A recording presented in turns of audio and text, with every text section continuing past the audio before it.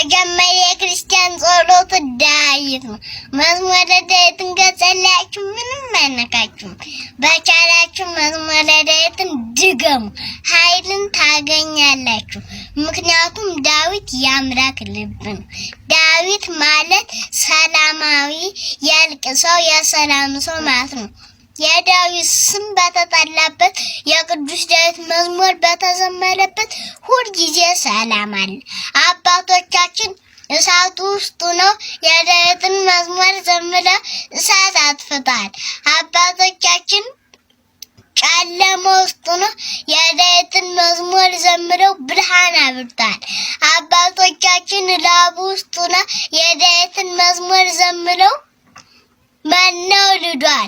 አባቶቻችን የዳዊትን መዝሙር ዘምረው እባብ አስረውበታል፣ ዘንዶ ተጭነውበታል።